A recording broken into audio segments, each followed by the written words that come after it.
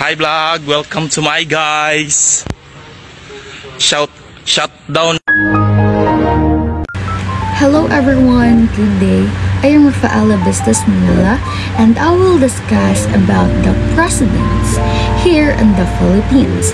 So mag-start ako kay President Ramon Magsaysay until sa current president natin ngayon na si President Bongbong Marcos. So let's start. So, President Ramon Magsaysay, 1953 to 1957. Si Ramon Magsaysay ay kilala bilang champion of masses dahil malapit siya sa karaniwang tao. Isa siyang dating sundalo na naging inspirasyon sa kanyang katapangan at kababang loob. Minahal siya ng mga Pilipino dahil sa tapat at malinis niyang pamumuno. So ano nga ba ang mga accomplishment o mga nagawa ng ating Pangulong Ramon Magsaysay? Una, nilabanan niya ang katawalian sa gobyerno. Pangalawa, pinahusay niya ang kalagayan ng mga magsasaka. Pangatlo, naging matagumpay siya sa paglaban sa mga hukbalahap. Pang-apat, pinainting niya ang programang pangkabuhayan sa mga probinsya. At panghuli, pinalakas niya ang tiwala ng mga mamamayan sa pamahalaan. Yun lamang. Next, susunod ay ang President Carlos P. Garcia, 1957 to 1961. So, si Garcia ay makabayang leader na may malasakit sa ekonomiya ng bansa. Ipinaglaban niya ang karapatan ng mga Pilipino laban sa labis na impluwensya ng mga dayuhan. Kilala siya sa kanyang patakarang Filipino First. Ano nga ba ang mga accomplishment ng ating Pangulo? Una, ipinatupad ang Filipino First policy para unahin ang mga lokal na negosyo. Pangalawa, pinaunlad ang ekonomiya sa pamamagitan ng pagtitipid ng pamahalaan. Pangatlo, pinaigting ang paggamit ng sariling produkto. Pang-apat, pinayabong ang kultura at sining sa Pilipinas. At ang panghuli, pinalakas ang kalayaan ng bansa sa larangan ng kalakalan.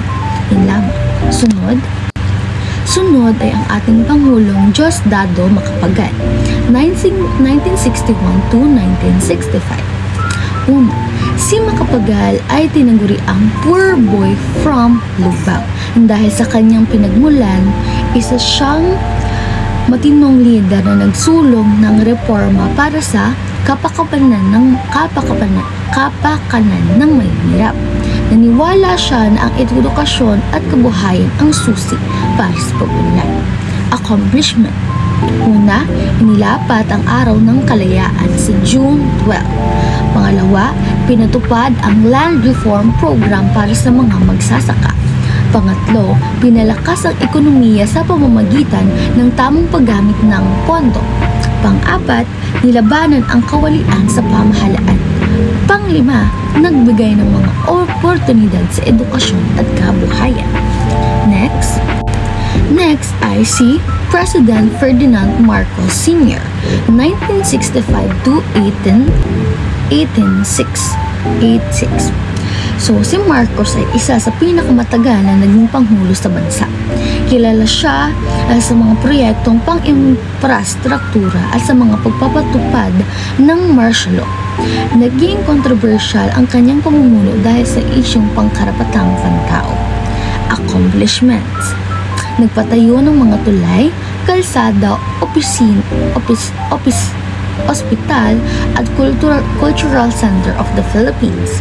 Pangalawa, pinalakas ang agrikultura at enerhiya sa bansa.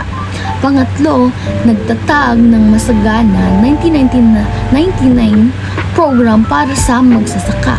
Pang-apat, pinaganda ang transportasyon at komunikasyon. Panglima, ngunit naging malupit din ang kanyang martial law na nagdulot ng takot at pang-aabuso. Ang lamang. Next ay si President Corazon Aquino, 1986 to 1992.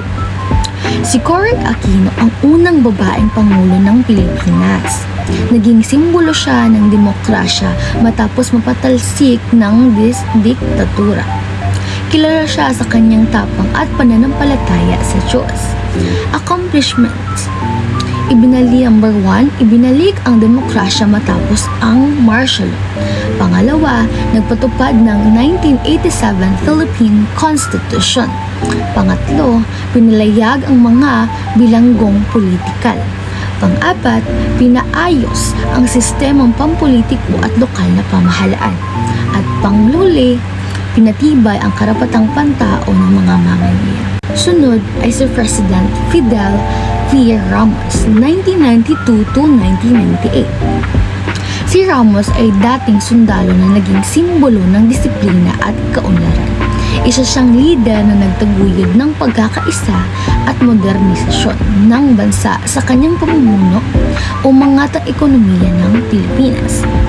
Ano nga ba ang mga accomplishment ng ating Pangulo? Una, itinatag ang Philippine 2000 program para sa pag-unlad. Pangalawa, pinayapa ang mga rebeldeng grupo tulad ng MNLF. Pangatlo, pinaganda ang ekonomiya at turismo. Pang-apat, pinaunlad ang mga infrastruktura at serbisyong pampubliko. At panghuli, pinatatag ang relasyon ng bansa sa ibang bansa. Sunod ay si Joseph Estrada, 1998 to 2001. Si Estrada ay dating artista na minahal ng masa. Kilala siya sa bansag na era para sa mahirap. Layunin niya na tulungan ang mga mahihirap na Pilipino. Ano nga ba ang mga accomplishments? Nagpatayo ng mga pabahay para sa mahihirap. Pangalawa, nagtatag ng mga programang pangkain at pangkabuhayan. Pangatlo, tinulungan ang mga magsasaka sa pamamagitan ng pautang at suporta. Pang-apat, pinahusay ang mga proyektong pang-infrastruktura. At ang panghuli, napatalsik sa pwesto dahil sa issue ng korupsyon. EDSA 2. Sunod ay si President Gloria Macapagal Arroyo, 2001 to 2010. Si Arroyo ay anak ni dating Pangulong Diosdado Macapagal. Isa siyang ekonomista na nagpatupad ng mga programang pangpabuti sa ekonomiya.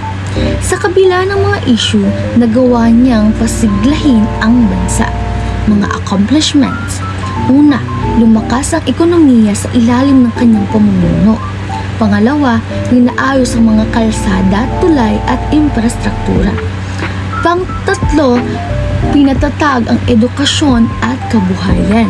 Pang-apat, pinalawak ang PhilHealth at iba pang serbisyong pangkalusugan. At ang panghuli, naging matatag sa panahon ng mga krisis gaya ng bagyo at kudeta. Sunod ay si President Benigno Noynoy Aquino III, 2010 to 2016. Anak ni Cory Aquino at dating senador bago maging Pangulo. Kilala siya sa kanyang kampanya laban sa katiwalian. Layunin niya ang tapat at maayos na pamamahalaan. Accomplishments. So, itinaguyod ang daang matuwid na laban sa korupsyon. Pangalawa, pinalakas ang ekonomiya at pamumuhunan sa bansa. Pangatlo, pinaayos ang sistema ng edukasyon at sa pamamagitan ng K-12 na ginagamit natin ngayon sa senior high. Okay? Pang-apat, pinalakas ang kaligtasan sa pamamagitan ng Pantawid Pamilyang Pilipino Program or 4Ps na malaking tulong ngayon ay sa mga estudyante sa elementarya, high school, junior high, at senior high. At ang panghuli, pinabuti ang transportasyon at infrastruktura. So, ang next ay ang ating President Rodrigo Roa Duterte, 2016 to 2022. Si Duterte ay dating mayor ng Davao na kilala sa kanyang matapang na pananalita. Layunin niya ang kapayapaan at kaayusan sa bansa. Sa kanyang pamumuno, naging mahigpit ang kampanya laban sa drug at krimen. Accomplishments.